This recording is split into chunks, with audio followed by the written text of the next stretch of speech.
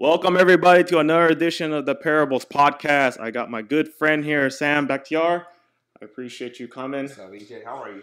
Thank you so much for coming. Hey, before I forget, I got to extend my gratitude to you. As you know, as you can see, coming to the studio here, one of my disadvantages is I don't get to travel and actually interview people. I actually set up the studio because, like I just told you before the recording, I like to have more of an intimate conversation, as you could tell by the design of the studio. I love it. And, one of our goals here is, I like to have a conversation and have the audience feel as if they're with us. You know what I mean? And the pure intent is for us to, share this conversation, everything leading up to where you are today, get to know you, and hopefully the audience is able to gain something out of that, whether it's lessons, knowledge, wisdom, you name it, anything they could take away, and hopefully it will benefit them or make an impact in their life. So anyway, let's get to know you. I know you have a very interesting story, and it's one thing to kind of hear it, but to hear from the actual individual, it's totally different. So let's start off with your upbringing. Where you were born and what was that like? Yeah, well, I was born in Tehran, Iran. Okay. So I was born there, and so I'm Iranian. And man, I was born there, and I came to the United States when I was 11 years old after, our country went to war with Iraq. And a guy you might have heard of, his name is Saddam Hussein. Mm-hmm. He was bombing on us for 8 years. And we kind of flee the country as refugees of war. Mm-hmm. Wow. Yeah. What was that? From what age did you, before you left Iran? Mm-hmm. So my mom and my dad got divorced when I was 3. Okay. And then the war broke out. Mm-hmm. And when the war broke out, it's like literally every night, I hear sirens. Every night, we had a blackout because when you're under attack, what they do, they shut down the city's lights. Uh-huh. So the planes don't know where they're at. They can't kind of gauge where the landmarks are. Mm. And next thing you know, all you hear is anti-air missiles and, plane flying by, and we used to go down the basement and hide, and all you heard was just boom, boom, boom. Mm-hmm. It was crazy. Man, there must have been a lot of. Must have been very difficult to think you don't know what's going to happen every night, right? I'm looking back, and people ask me, "Do you have PTSD or do you have things like that?" Yeah, exactly. And honestly, I don't. Mm-hmm. I was so young, and I was just I thought it was kind of fun. Yeah. I was like, I thought it was fun. I'm like, oh my God, cool. We're gonna go hide, and there's because it was just too surreal. I was too young to realize what was really happening. When you look at the sky, I was like, cool. It looks like fireworks. Yeah. You know what I mean? Yeah. It looked like Disneyland. Yeah. And thank God, I was a young kid to realize what was really, really going on. Uh-huh. And because have I been an adult, I might have had some PTSD and all that kind of stuff. Mm-hmm. I think that probably as a kid, you just, being a kid, you always just look as the bright side of everything. Yes, you know what I exactly. mean? But hey, this is cool. You know what I mean? Rather than, oh my God, I'm going to die. Yeah. So walk me through that journey of how you guys eventually, came to America. You single mom, like you said, right? Yeah. You didn't have your father there. And then how many siblings? No siblings. No siblings. No siblings. Just me, my mom. Mm-hmm. We came to America. We actually went to France, as a refugees of war. And then from there, we came to the United States as a refugees of war in 1985. Wow. So I was 11 years old. Mm-hmm. I was 11, almost 12 years old. We came to the United States. And when I was coming to the United States, I was in France. I'm like, okay, we're going to the U.S. I was watching all this U.S.-based, TV shows, the soap operas, so I was watching Dallas, Dynasty. A lot of you young people don't know what that is, but it was primetime television back then, the A-Team, and I was looking at everybody in America. I'm like, oh my God, everybody has brand new Cadillacs and mansions and swimming pools, and oh my God, everybody's a multimillionaire. And, I was coming to America. I was like, this is going to be it. And, nobody ever showed the hood of America, or nobody showed the messed up parts of America. They just showed in the reality, in the not reality TV back then, but the soap operas, all the richest people all in the America, highlights, all the highlights, right? Yeah. So when I came to America, my mom's brother, my uncle, lived in a town called Sharon. It's in Pennsylvania. Okay. And there's little outskirts of Youngstown, Ohio. Youngstown, Ohio, I think, is always in the top 5 murder per capita in America. It's they go back and forth with Detroit. So, and it was 1985 where all the steel mills have shut down. It was, in the middle of crack crack cocaine epidemic, Oh, wow. and my uncle picked us up from the Pittsburgh airport and drove us right to his convenience store in the worst part of the hood. Mm-hmm. That's what Middle Easterns do, back in the day when they came, Yeah, we open up convenience stores, right? Yeah. We're known for that, right? Uh-huh. So we went to the middle of the convenience store, and I remember like looking outside, it was brick roads, signs that says no loitering on the streets, Uh-huh. and, we look out and you can see like, pimps, prostitutes, and drug dealers literally all day outside, Uh-huh. and so I worked at that little convenience store for many years while I was going to school, and my mom and I lived with my uncle. So it sounded like it was like kind of a culture shock. You came to America, you kind of like saw these images, these videos of what America was supposed to be like, and then you got there, you established yourself a little bit, got comfortable, and then it was just kind of like, hey, what the heck? Like, culture shock is not even close to describing it. Yeah. I mean, they showed us Beverly Hills, and they took us to basically Compton. Yeah. You know what I mean? Like, It was like I was blown away. Uh-huh. I was just blown away of what my perception of America was and when I came. Mm-hmm. And not only that, remember you're 11 years old, you're preteen. So you're a very sensitive stage of your life. Yeah. I went to seventh grade, the first day of school, and as soon as I walked in, remember this is middle of nowhere America. Mm-hmm. I mean, even to this day, I think there's a couple of Asians and a couple of Mexicans and stuff like that. Yeah. Back in 1985, in 1985, in the middle of nowhere America, when I walked into school, there was black people, there was white people, and there was Sam. I walked in, it was like Moses parting the Red Sea. There was black people on this side looking at me like, you're not one of us. Yeah, White people looking at me like, you're not one of us. Black people are like, do you listen to Kool Moe Dee? Are you listen to Metallica? Yeah. I'm like, I don't know what y'all talking about. Yeah, I had a unibrow, I had like, clothes nobody's ever seen before, and I'm like, so I remember exactly, somebody said, what is you? Wow. I mean, like I was an alien, right? Yeah, yeah. So I went to the guidance counselor and I said, okay, I want to greatly enroll in 7th grade. I need to learn English and I want to play football. Yeah. And they're like, football? Yeah. They're like, yeah, football. I'm like, you didn't know what that was, huh? No. Oh. No, I was like, this country is weird. I'm like, like, wait a second. My English is not that good, but I know that's the foot and this is the ball. Yeah, I'm like, what you're talking about, I think it's called rugby. Yeah. And I don't know. I don't want to play rugby. And they're like, no, what you're talking about is called soccer. And we don't play soccer here. Uh-huh. And I'm all like, so now I'm in a new country, don't speak language, no friends, culture shock, and kids making fun of me. Yeah. And now I don't have a sport. Yeah. Basically you felt like an outcast, basically. Oh. Definitely foreigner, outcast. Bro. It's, remember, people talk about bullying these days. Yeah. Oh my God, bullying. I mean, I was the ultimate person who got bullied because I just didn't belong to any one group. An easy target. Yeah. I stood out like a sore thumb. Uh-huh.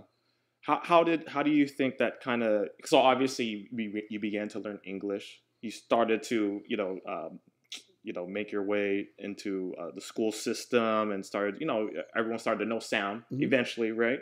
How hard was it to really kind of settle in, I guess you could say? It was very hard, because, just like anybody else at that age, I just wanted to belong.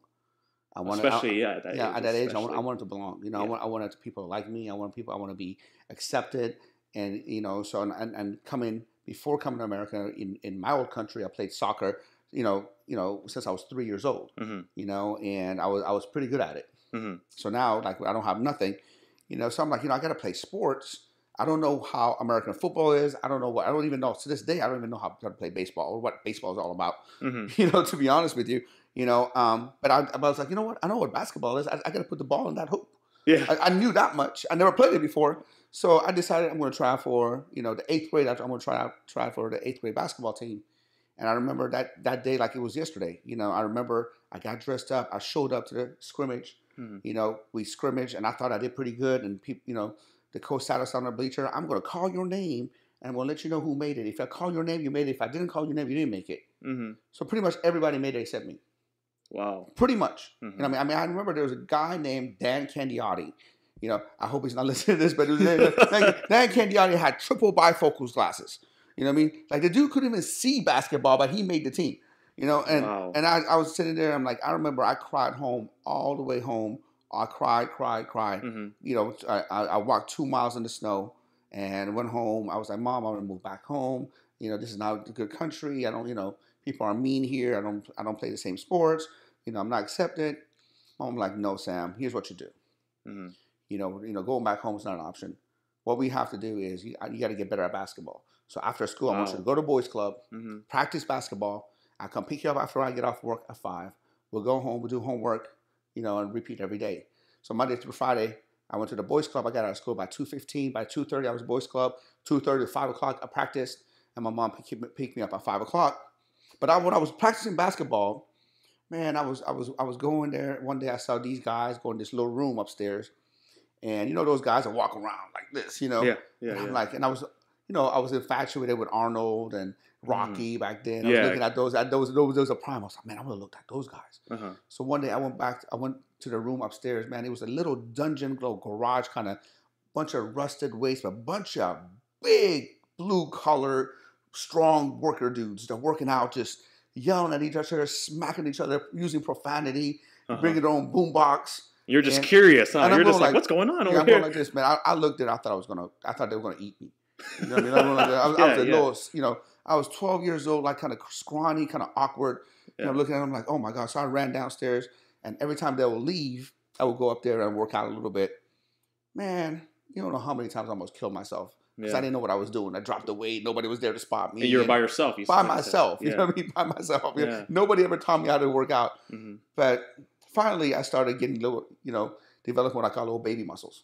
Okay. Baby muscles are muscles that you can only tell on yourself. Nobody else can tell on you. So I was like, flexing in the mirror, and I was looking at this and started getting better self-confidence. And at that time, I became obsessed and infatuated with transforming my body and body transformation. It sounds like it was a super pivotal moment in your life. Well, not even just the whole fitness part, but going back to the whole basketball thing and not making it. Well, by the way, before we continue, shout out to all the moms out there, right? No doubt. Right? Single moms out there, especially out there making it. I know, right? Shout out to the moms out there. But anyway, and then, you discover that, that the weightlifting area, right?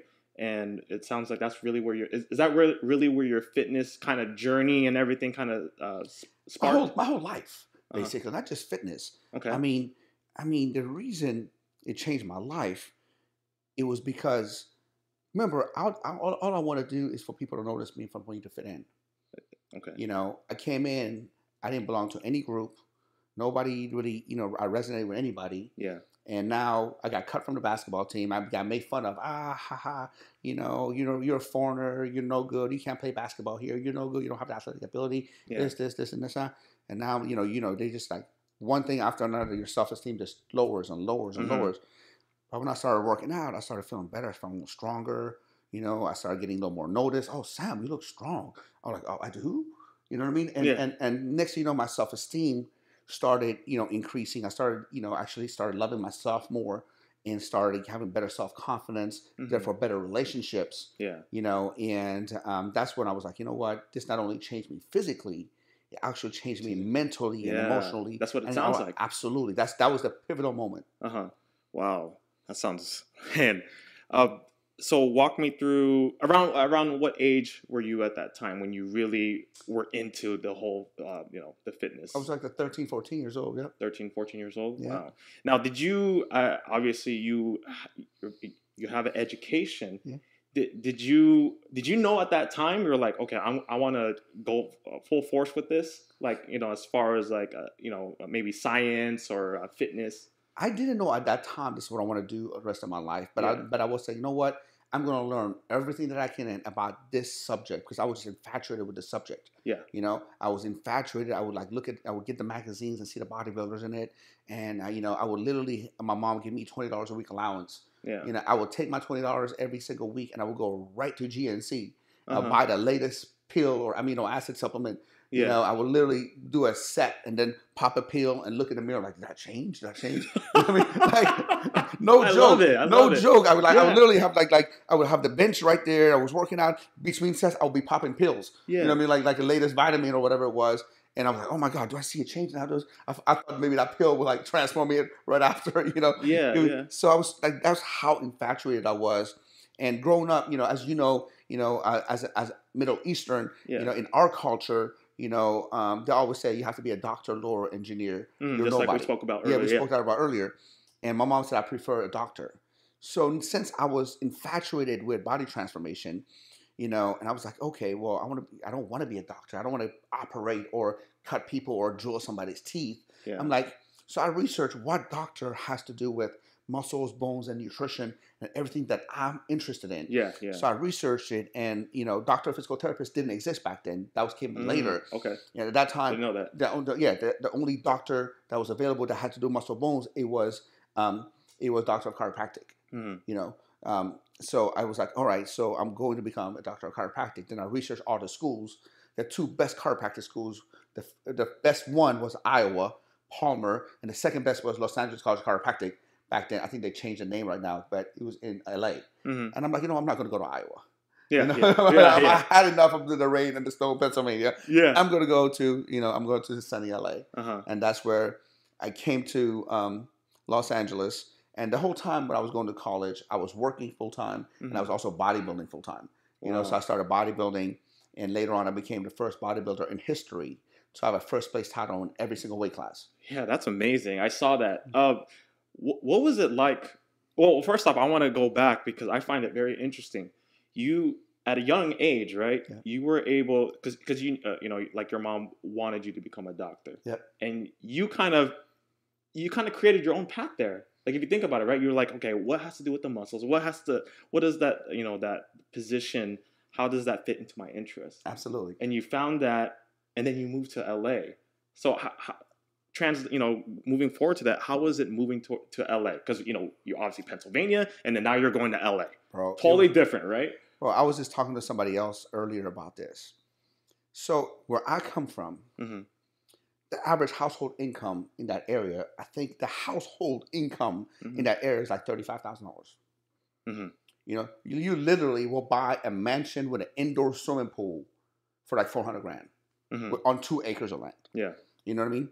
So, and then in that town, if you drove, and this is, people from Sharon will tell you this, if you drove anything better than a Honda Accord, you either were a doctor or a lawyer, or you were a son of a doctor or a lawyer, or if you were young, you were a drug dealer and you would have got pulled over and your car searched.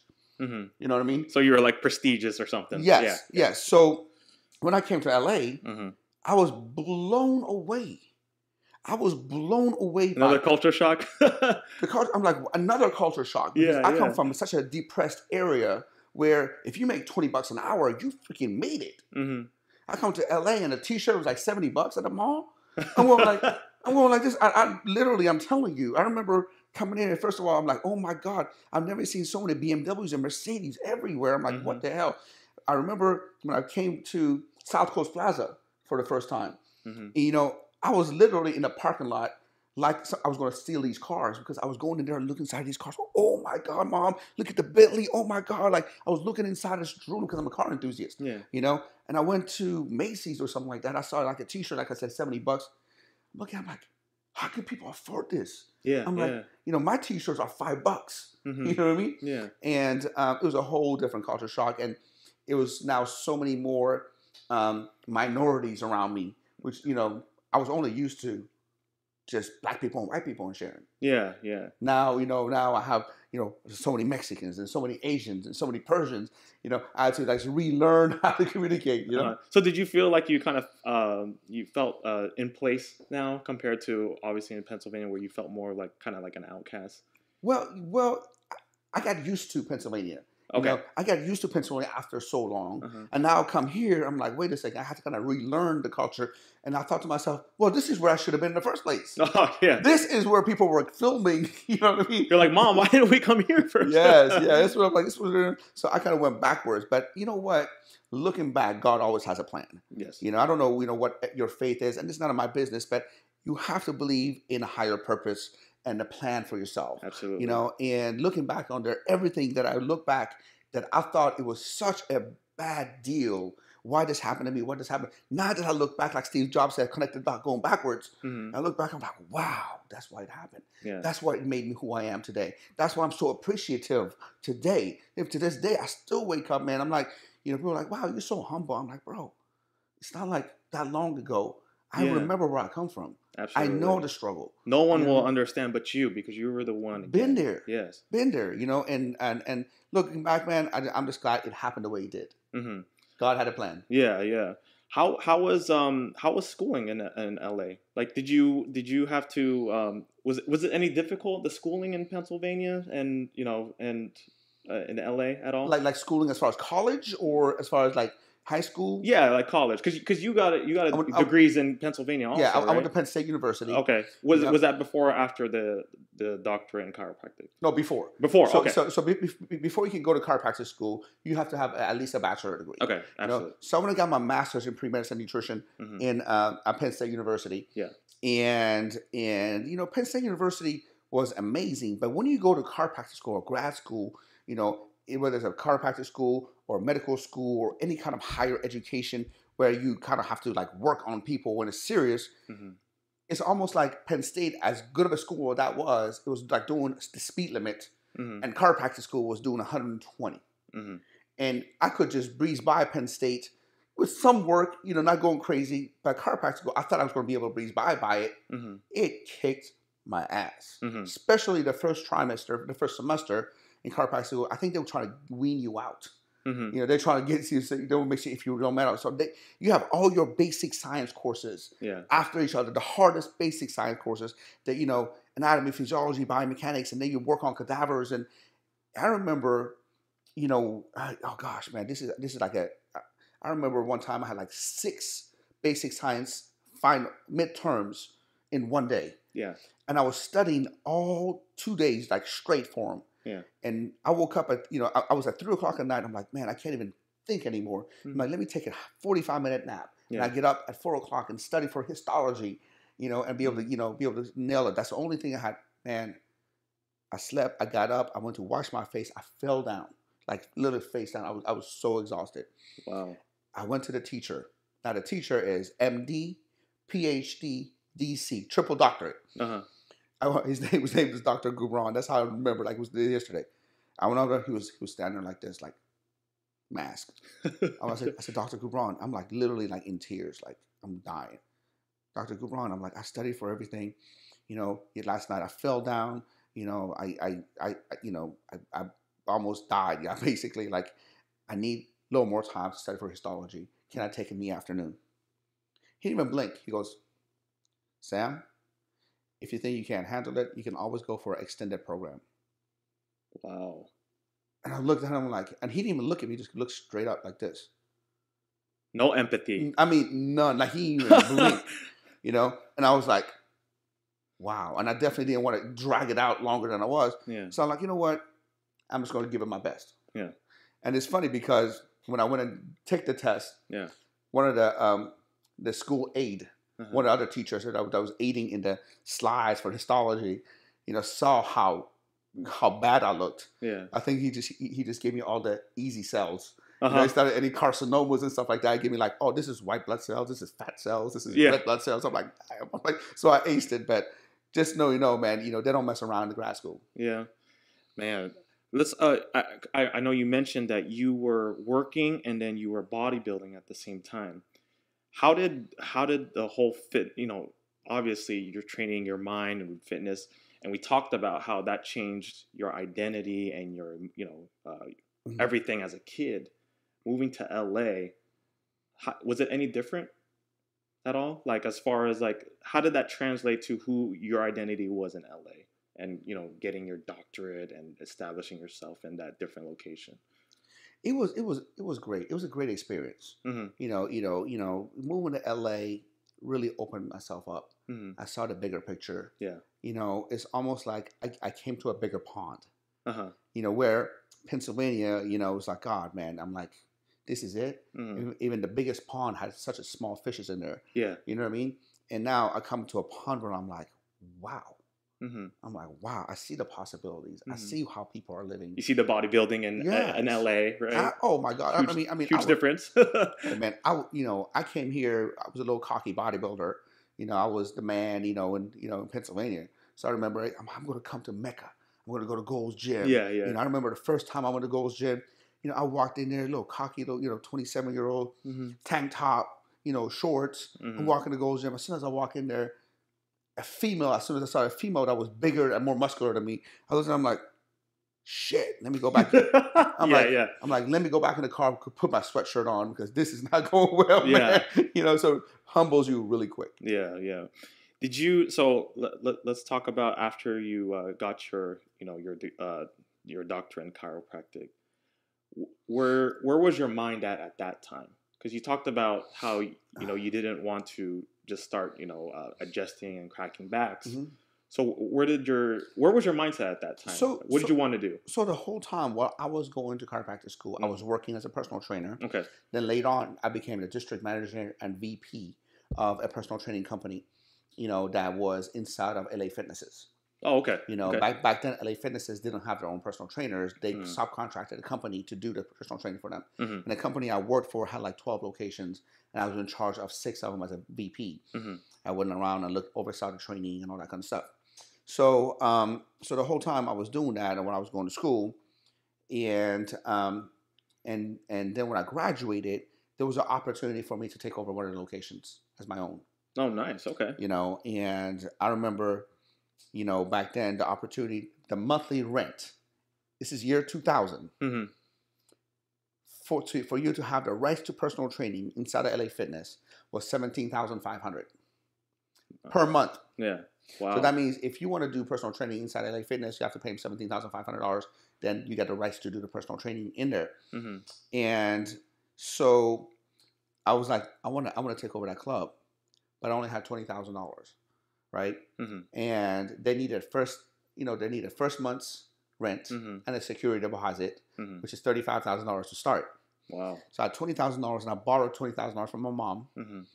And I said, you know what? Let's get this thing started. So I literally had $5,000 operating capital. Mm-hmm. And if this $5,000, that doesn't even cover one payroll. Mm-hmm. You know what I mean? So I literally then, when I started my company, I was working from 4 a.m. till 9, 10 p.m. Monday through Friday, Saturday 7 till 3, and Sunday 7 till noon. I did that for 4 years. Wow. I literally lived in the gym, hustled. I was literally working 70, 80 hours a week, but I didn't mind because at that time, I was making $10 or $12,000 a month.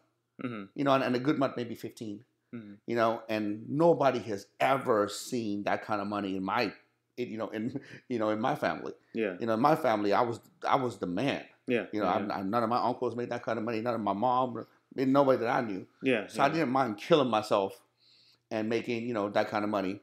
This was again before you finished school or after? No, this is right after. Right after. Okay. Yeah, okay. Yeah, and, oh, by the way, what did your mom think when you told her, "Hey, I want to open up this this gym or this place where I could do personal training"? Yeah, I kind of tricked her. I have to be honest with you. Yeah. Because then I had to get a loan for her, right? Yeah. I had to get a loan for her, and I said, "This is what I want to do." She goes, "Well, are you going to practice your chiropractic there?" I go, "Yes, Mom. I'm going to practice my chiropractic there." Yeah. You have to realize my mom is crazy old school. Let me tell you a quick story. Mm-hmm.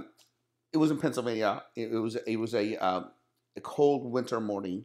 She slipped on ice, hit her head, and she fractured her skull. Oh, wow. So I got the call, and I went to visit her in the hospital. Mm-hmm. She was in the hospital. I literally, when I got the call, I was in the gym. Mm-hmm. I was in the middle of working out. So I was in shorts and tank top. So I hurried up, went to the hospital. My mom, she's literally in her deathbed almost. Like she's like getting her... She wants to, tomorrow they're going to operate on her, and she has subdural hematoma. Oh, so wow. They had to open her skull and drain the blood. Yeah, they evacuated. Yes, evacuated. So I went over there to see my mom, see how she's doing, and she goes, "Why are you dressed like that?" She goes, "That's the first thing she said." Yeah, she goes, "Why are you dressed like that?" I'm like, she goes, "You're a doctor." She goes, "You're a doctor, and doctors don't dress like that." I said, "Mom, with all due respect, I'm a doctor, but I'm not the doctor operating on you today. I'm here as your son." Yeah. And she was like, "Well, you shouldn't be dressed like that. We're going out, going out." I'm like, OMG.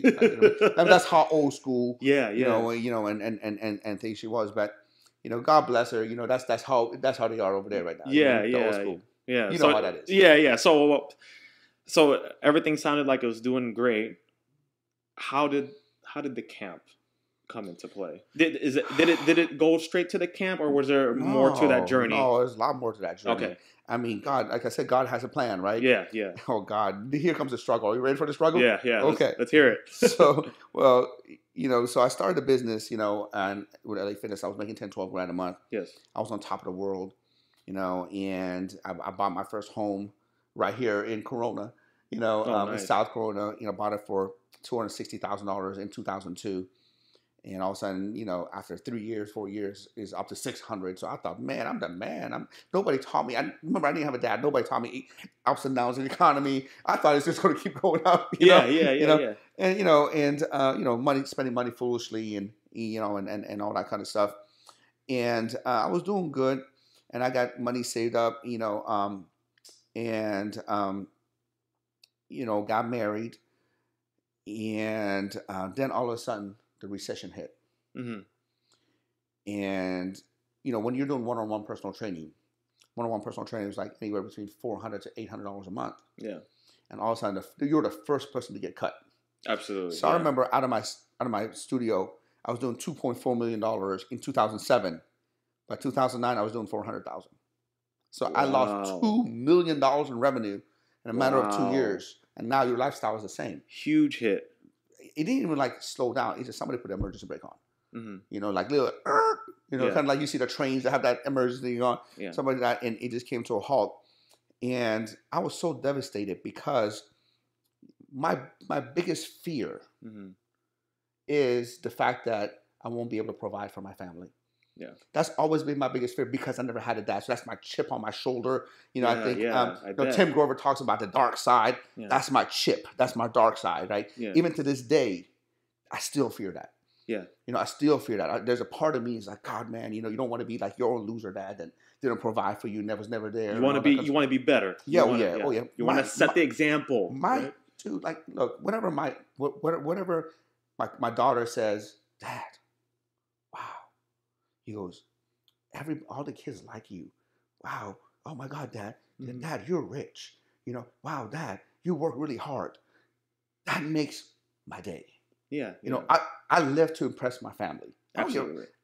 I don't give a fuck about anyone else. Yeah. I really don't. Yeah. And I don't care what anybody said, but I care about my kids growing up, seeing their dad hustle, seeing their dad, do whatever he takes. The people that matter to you. Absolutely. That's all I care about. Yeah.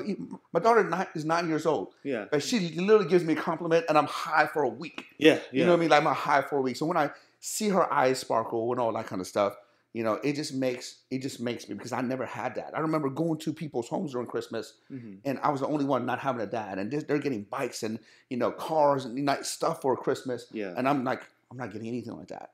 So I don't know. I went on a tangent. What were we talking about? No, so the recession happened. So the recession happened, and literally, I'm dead broke. I had a meeting in a restaurant here in Chino with my wife.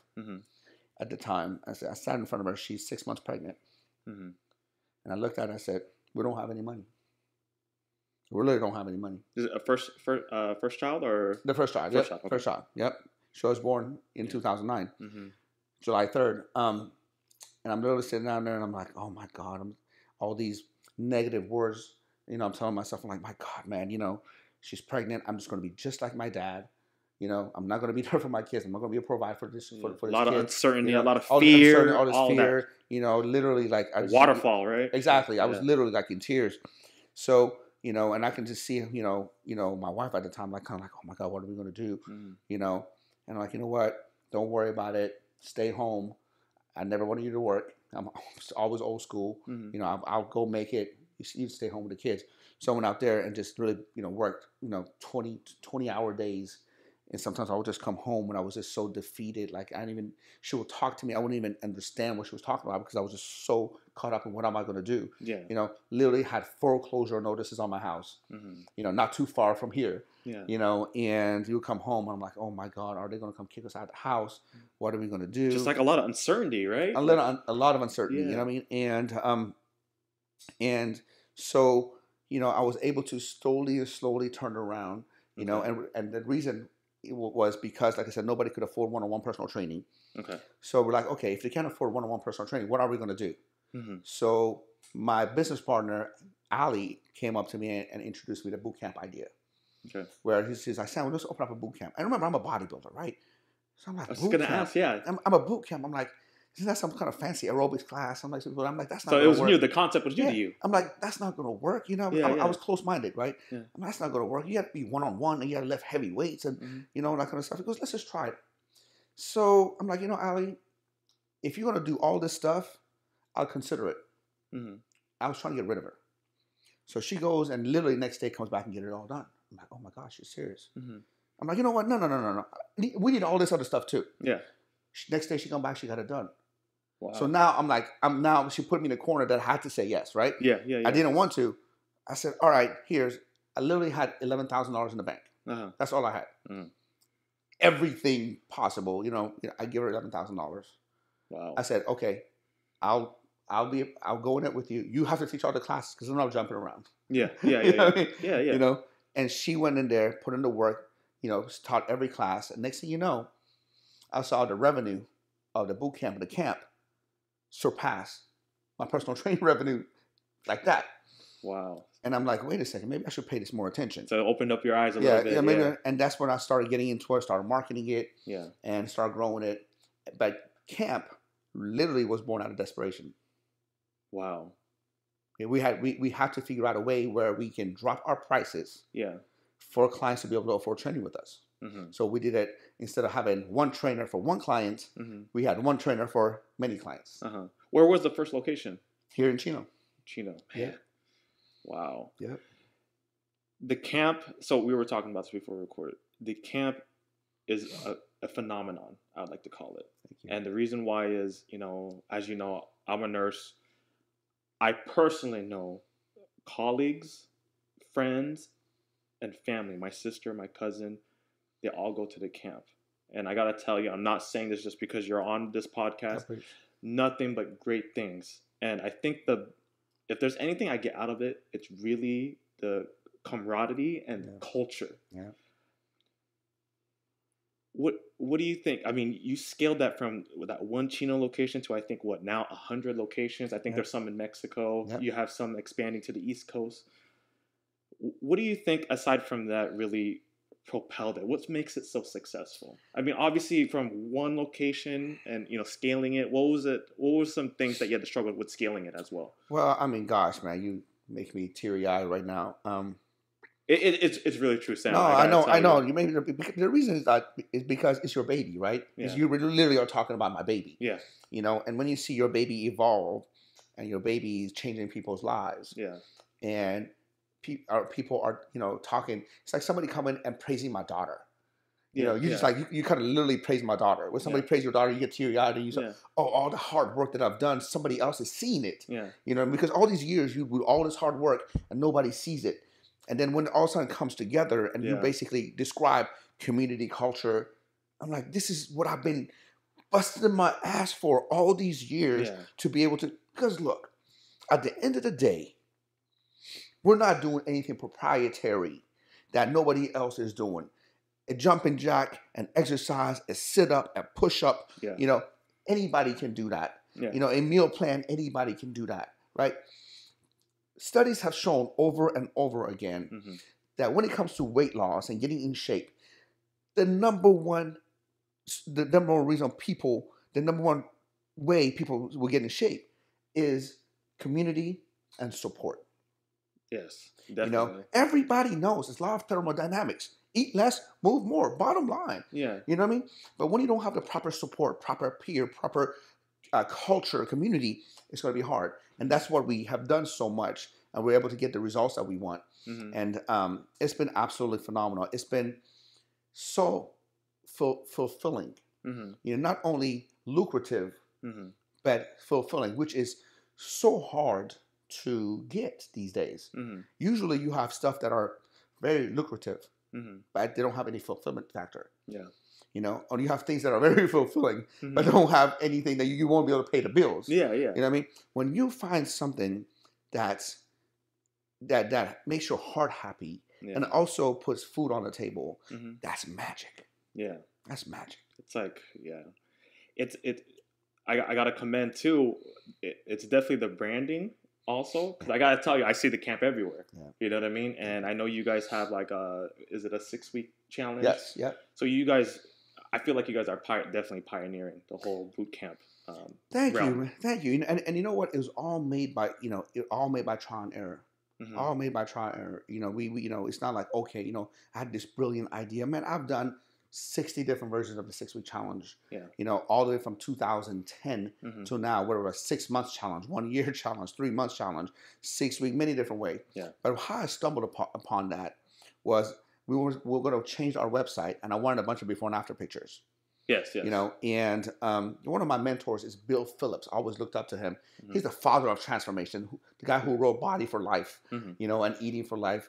And I'm like, okay, so I'm going to get a bunch of before and after pictures. So here's what I'm going to do. Mm-hmm. I put it out there. I'm going to train 20 people for free. Yeah. And all I want is for you to lose 20 pounds. I'm going to give you and give me a testimonial and a video and a picture testimonial. Yeah. Before and after picture. So I got 20 people. I spent all this time with them. Got them all dialed in. And after about 2 to 3 weeks, most of them were not coming back. Yeah. And I lost them all. And I got so mad because I spent so much time with them and I believed in them. And these people were like, please pick me. I really want to get in shape. I'm like, I'll train you for free, but I just want you to get results. But there was self-sabotage. Yeah. There was self-sabotage. And I called Bill, which was my mentor. Mm-hmm. I went to see him. I said, Bill, why do people stop? Why can I motivate these people to stay? He goes, Sam, people are motivated by a prize. He goes, Sam, I have multimillionaires that I have doctor's notes, high cholesterol, diabetes, high blood pressure, hypertension. He goes, they need to lose weight. They know it's their health. They won't do it for that, even when the doctor prescribes it for them, But he said, hey, I have this unique T-shirt I want to give you if you lose 20 pounds. And they're multimillionaire. They can buy their T-shirts themselves, but they'll do it for a T-shirt. Uh-huh. And I'm like, that doesn't even make sense. He goes, Sam, trust me. Because it makes them feel, right? Right. They're working towards something. Yes. So I came up with the concept. I'm like, all right, I'm going to do this. I'm going to do this challenge again. I'm going to try it again. Mm-hmm. But now I'm going to make them pay first, because if they don't want to go through with it, then they're going to lose their money. Yeah. I'm not going to deal with them. So that shows me they're serious. Yeah. So I'm like, all right, pay for the challenge. But when you come in, you show up 5 days a week. You come and weigh in once a week, and you follow the program. Then you earn your money back. Mm-hmm. So I did it, to get those before and after pictures. And I remember when the challenge was finished, the night before I was going to weigh in, the final weigh-ins, I literally wrote 20 checks for people. Yeah. Because that was our deal. You finish the program, you get your money back. Yeah. And out of the 20 people, only 2 people was like, okay, I'll take my money back. The rest of them were kind of actually offended. They're like, Sam, what do you mean? Mm-hmm. Why are you giving my money back? I go, what do you mean? That was our deal. Remember, you signed an agreement that I'll give you your money back. You follow through the program and get results. He goes, but do you not want me in the gym? I'm like, of course I want you in the gym. He goes, but I don't want to go back to where I used to be. But they were so happy. I want to get a membership. I want to do another challenge. How can I be a part of this? Amazing. So I thought at first, I'm like, you know what? This is a fluke. Yeah. I'm like, let me do another challenge. Let me see if I can get the same results. Another challenge, same results. And then I'm like, you know what? I can scale this now. Yeah. I have a proven concept. Yeah. And that's when we went across. It seems like the whole concept of client retainment really plays a part in that, right? Absolutely. Wow. Let's talk about, it seems like, I think where a lot of entrepreneurs, at least the ones I've spoken to and I've observed, is they fail to, whatever they're doing, they fail to recognize where they're being impactful. How important is it to you, for any entrepreneur, in your opinion, to not only do what they do, but also be making an impact? I mean, what is life without fulfillment? Mm-hmm. My favorite quote of all time is by Tony Robbins. It says, success without fulfillment is the ultimate failure. Mm-hmm. And think about that for a second. I had this talk so many times already this week. Yeah. Because everyone's like, damn, Sam, you're so giving. You always want to help. You feel like you're so genuine. And when I was getting foreclosure notices on my house, mm-hmm. when my wife at the time was pregnant and I didn't know how I was going to feed my kids, I wasn't thinking about fulfillment. Mm-hmm. I was thinking about fight or flight. I was thinking about survival. I was thinking about not getting kicked out of the house. The desperation, right? The desperation. Yeah. So when you're in a desperate position, it's hard, to think about being fulfilled, because you're just literally trying to keep you're not trying to float. You're trying to keep your nose above water so you don't drown. Yeah. But once you get to a certain level where you have a roof over your head, your head that, no matter what, well, what I want to call it, is foreclosure proof. Mm-hmm. You know what I mean? Yeah, yeah. I mean, you paid for your house, Yeah. which I made sure I do this time. Yeah. Free and clear. I don't care if hell freezes over. Nobody's ever going to put foreclosure notice on my house. Yeah, You know what I yeah. mean? That was like that was like my big, that was my another dark side of me. 'cause I'm Never like, again, never again. Then never again I'm going to get a foreclosure notice. Yeah, Right? yeah. Once you have that established, once you have a reliable car, and you have, some decent savings, and your kids are good to go. Mm. What else is there? Yeah. I mean, if I get $100 million check tomorrow, my life doesn't change. Yeah. I would do the same thing. I would live in the same place. What am I going to do? Yeah. So after a certain point in your life and certain success, everything else is just extra. Yeah. Now, I know some of you guys are probably like, seeing this like, I can't see that. Believe me, I couldn't see it either. Yeah. I couldn't see it either. When people back then came and told me this same speech, Mm-hmm. I'm like, what are you talking about? I can't comprehend. Yeah. What are you talking about? Because I was too busy paying bills and all that. Different circumstances, different, right? Yeah, I mean, people different, are always different perspective, right? Yeah. But now it's like, what am I going to do that's going to really make me happy? Mm-hmm. And now it's like, to try to make other people successful, trying to see them come up, trying to make an impact on their family. Yeah. For years, the biggest fulfillment for me was, to this day, I get dozens of messages every day. Sam, you changed my life. Your program changed my life. I went to my doctor. He couldn't believe my blood work. We couldn't have kids. Now we had kids. We called it Camp Baby. I couldn't walk. I swear to God, Camp Baby. Camp Baby. You know what I mean? Yeah. I couldn't walk, and now I can walk. Doctor said this, and now I'm able to do this. So many stories. But now another fulfillment is the fact that we're able to change families' lives. Like when I get messages like, Sam, because of you, we used to all live in a 1-bedroom apartment, but now we all have our own room in our home. Mm-hmm. Sam, I never thought I could take a vacation like this. Thank you for showing me the way and doing all that kind of stuff. That makes my heart happy. Yeah. I know people who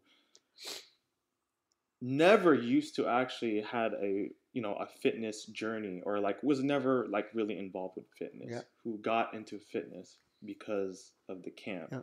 And I know that eventually they got their husband, their spouse, their brother and sister, and that's what I mean by the culture, and that's why I call it a phenomenon. You know what I mean? It's truly amazing. So congratulations on the camp. It's just, oh man. So Sam, it sounds like also you're starting to dive into a mentor space. Is that something does that sound about right?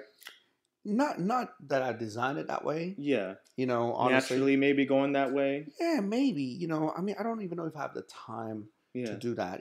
I just like to make an impact. It's not, if I can help somebody, mm-hmm. and it doesn't require a ton of my time, mm-hmm. I will do it. I don't need to get paid for it. Yeah.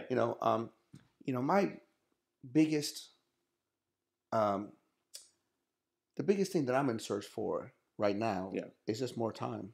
Mm-hmm. As you know, I have 2 daughters, mm-hmm. 9 and 5, Bailey and Haley, that are my life. Yeah.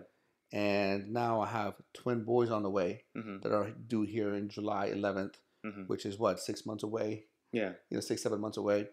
So I don't know if anything is worth me taking time away from them. Absolutely. Does that make sense? Absolutely. So if there's a mentorship program that, that people want, and if somebody wants to pay me to mentor them, and I know I'm not going to be able to spend a lot of time with them, I can't do that. Absolutely. You know what I mean? Well, there's a saying that I truly believe in. There's 2 things that you can't take back. One is definitely time. Yeah. And I think the second one is definitely first impression. Yeah. You know what I mean? Yeah. So it's so true. Let's talk about, because this is a fascinating journey, your story, and you obviously have a lot of credibility under your belt. You've built a fascinating business. Where do you think a lot of entrepreneurs slip? Where do you think they fail? Because a lot of people, like you said, you had a rough patch. The recession hit. There was a lot of desperation, and a lot of entrepreneurs, they give up, and maybe that's one of them, like where they might slip and fail, they don't get back up. Yeah. But what other things that, like, maybe top 3 things that you think, or top 2 that you think, that where entrepreneurs really slip up and kind of don't see the bigger picture? Well, first and foremost, I think that just in general, whether you're an entrepreneur, whether there's any kind of thing, where people slip up is they give up too early. So as soon as their waters get a little rough, it gives up. They give up. Kind of like when the recession hit. A lot of personal trainers or a lot of loan officers or real estate people now, oh no, let me do something else. You know what I mean? You can't just jump ship to ship to ship. You got to be what Tony Robbins called it, winterproof. Winterproof. You know what I mean? Look, Tony talks about it is winter. Most people freeze, but if you know how to prepare for winter, you're going to be, snowboarding and skiing. Yeah. I love that. So if you make yourself winterproof, you have to realize, man, in a journey of entrepreneurship, it's not a 9 to 5, it's 24/7. Absolutely. And it's going to be rough. It's going to be tough, but that's what entrepreneurship is all about. And as soon as all of a sudden, if the water gets a little rough and you want to, wave the white flag, this entrepreneurship is not for you. You might as well get a 9 to 5 job. Entrepreneurship means persistence, and moving through. Either going to drown or going to keep swimming, right? Absolutely. Yeah. Absolutely. And secondly, I think a lot of people get shiny object syndrome. They do the one thing, they do another thing, they do another thing, and they never go deep on that one thing, right? Remember, for you to become really good at anything, it's called a 10,000 hour rule, right? You heard of it, right? For anybody, for example, they said that for you to become a doctorate in everything, you need 10,000 hours of that particular subject, right? So people don't want to put in the time. So they see something, they're interested in that moment, and they go, they see another thing, shiny object, do another thing. Next thing you know, they're jack of all trades and not master of anything. So go after what really makes you passionate. For me, it was fitness. I tell people, I always say this, and this is the truth. You asked me to put a picture on the wall of my house. It'll be crooked. This picture right here would have been crooked. I don't know any of that. I don't know anything. I know one thing.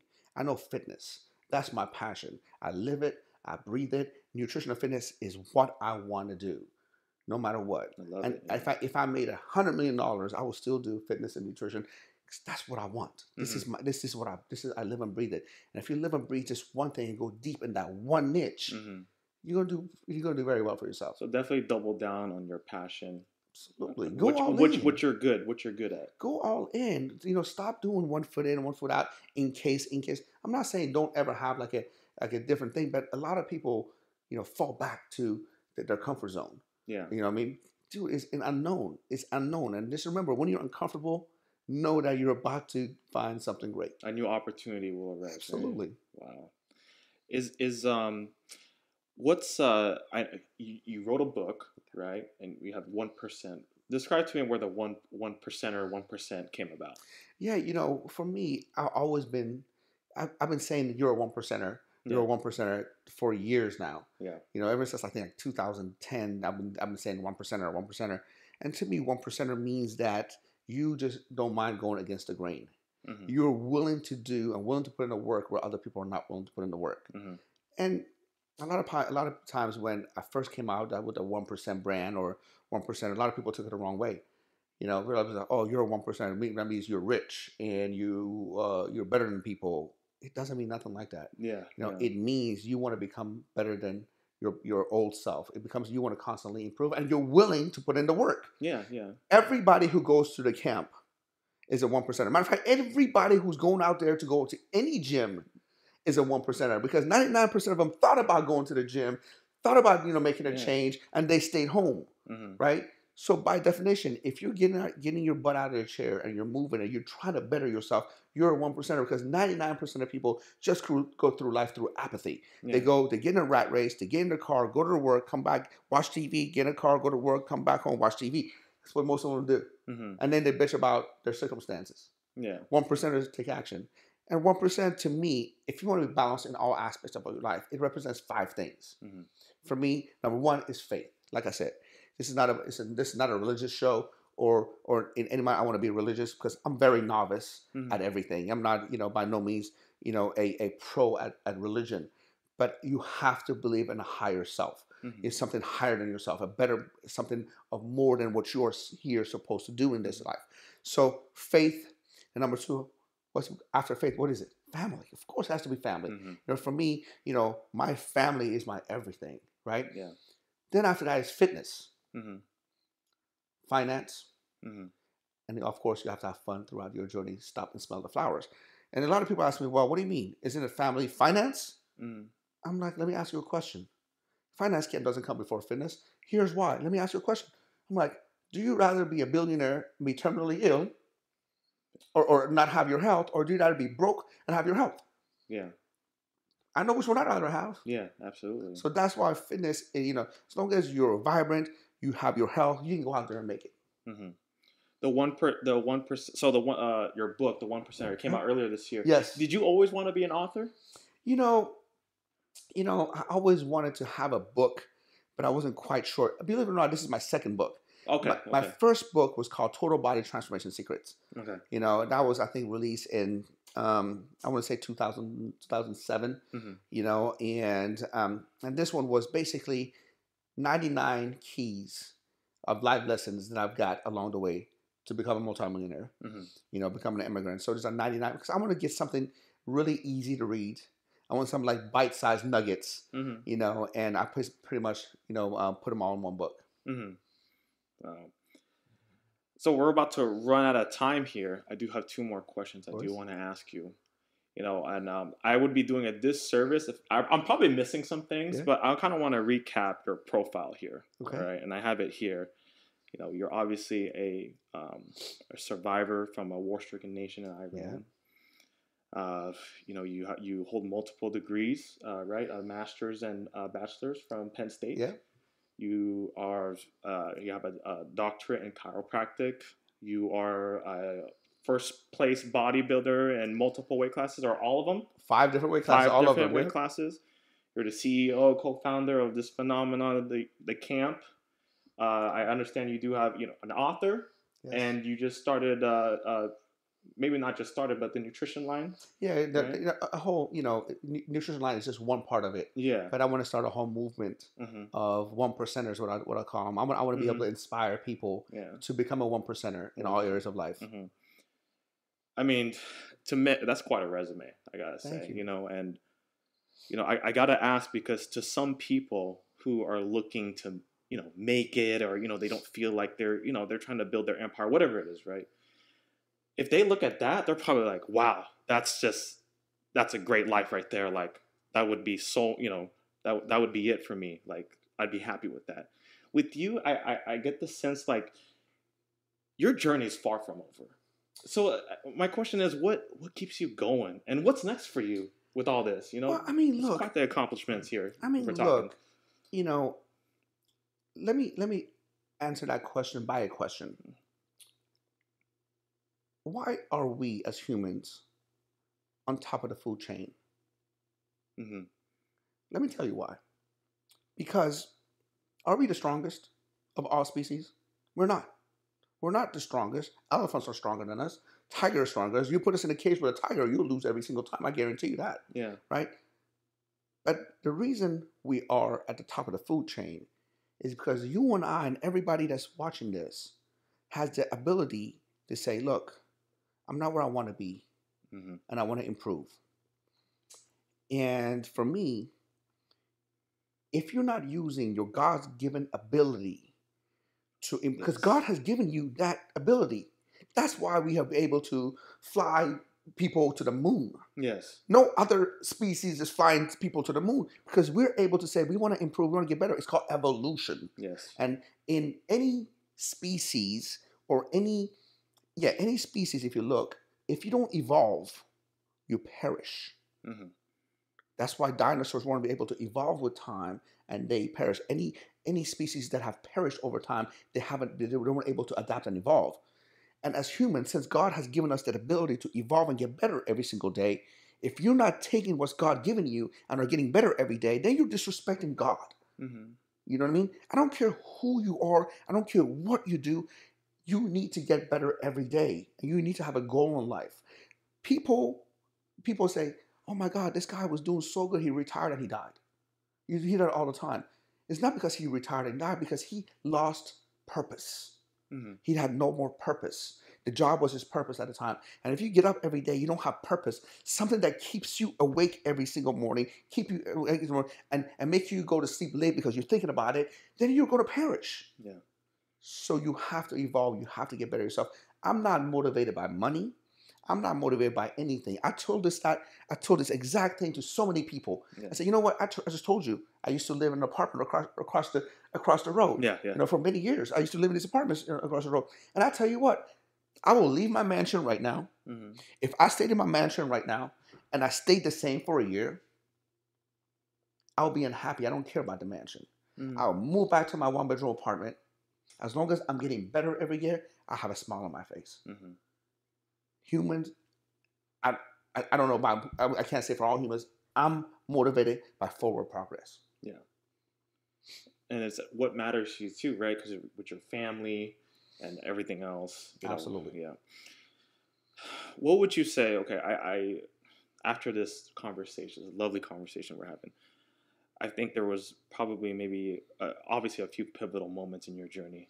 One I would probably recognize is when you moved to Pennsylvania, you got cut from the basketball team. Yeah. You know, then you came to LA, the recession hit, and you were in a state of desperation. What do you think the Sam now would tell that person? Because your journey obviously wasn't easy. It required a lot of grit. I would imagine it required a lot of hard work, a lot of discipline, a lot of trial and error, a lot of tears. If you could, what would you tell that younger Sam? Well, if I could change anything, Mm-hmm. I would tell a younger Sam to surround himself Mm-hmm. with people he aspires to be like, and surround himself with people that are higher level than him. Have I done that? I could avoid a lot of the mistakes. Mm-hmm. Looking back, remember, I started making money, but I didn't really have anybody, or I didn't seek anybody's advice to help me with economics and help me with budgeting and showing me, hey, dude, just because you bought a house at $260,000 and you made $400,000 in 3 years, that doesn't always going to stick here, because we can actually go down again. No, I've never thought that. I'm like, no, you bought a house that goes up, it keeps going to go up. It's going to be $5 million in 2 years. Mm-hmm. You know what I mean? Like, know that, yeah. Right? So if I would have been able to surround myself with the right people or one thing like that, hey, who knows? Maybe I would have been a billionaire, not a millionaire. Mm-hmm. You know what I mean? Yeah. And so when I see people right now that are in my shoes when I first started, because I see myself in so many people now. Yeah. I've seen these kids that are starting out, and they come to me and they seek my help, and I would sit down and I tell them, because I would want to see them succeed. I don't want to see them make the same mistakes that I did, because I made a lot of mistakes. Yeah. And that could have been avoided if I would have just seek help and surrounded myself with better people. Mm-hmm. So definitely sounds like be more open and then surround yourself to more people. There are genuine nice people who want to help. I think there's a misconception, right? I think a lot of people are a little afraid to seek out and maybe. Well, I don't know why. Get uncomfortable, right? I mean, let me just tell you like a quick example. Like, I guess I know what you're talking about, but I've never been that way. I remember growing up, when I saw a nice sports car, every kid likes the Ferrari and a Lamborghini and all that. So when I was seeing a sports car, I would go near a car. Yeah. I remember like the person was like, "Hey kid, watch out! Don't watch you get my car. This and that." You know what I mean? And I told myself, when I grow up, I'm not going to do that. If I'm ever in a position where, oh my God, like some kid wants to see my car, I'm going to just show him my car, have him sit in the car, and have him start up the car, and and all that. And I'm doing that. Same thing. I'm doing that. So people who are truly successful, they want to help. Mm-hmm. And it just goes back to the old saying, ask and you shall receive it. I think that's in the Bible, isn't it? Yeah. Ask and you shall receive. If you don't ask, you don't know. Yeah. So just ask. I bring that up because I used to be in that state, and you know what? I reached out to you, and I didn't know if I'd get a yes or no, and here we are. We're having this wonderful conversation, and you giving me the honor to share your incredible story. So I thank you so much, of course. Sam. Thank you so much, man. By the way, now that we're talking about it, you gotta let me check out your Ferrari after this. Oh, of course, man. It's my honor and pleasure. You guys, Parables Podcast with Sam Bakhtiar. Oh, do me a favor before I forget, for the people who are watching and listening, where can they find you? Where can they reach out to you? Okay, so I mean, my nutritional website, is 1%nutrition.com. You can spell it with one, or you can just, spell it out, 1%nutrition.com, or you can just go to Instagram, Sam Bakhtiar, SAMBAKHTIAR, Bakhtiar. All right. And his book, One Percenter, for those of you guys who are watching, I will leave a link on the description below. This is the Parables Podcast. And Sam, I don't know if you know, you got to do me the honor of signing my canvas of all of my guests. Of course I will. Thank you. I appreciate it. Parables Podcast, again, we are on YouTube. If you guys are watching for pure audio, we are everywhere. Apple Podcasts, Google, Spotify, AnyPod, TuneIn, you name it, we're there. Do us a favor. If you guys know of anyone with this episode that it could benefit, if it makes an impact, please share it with them.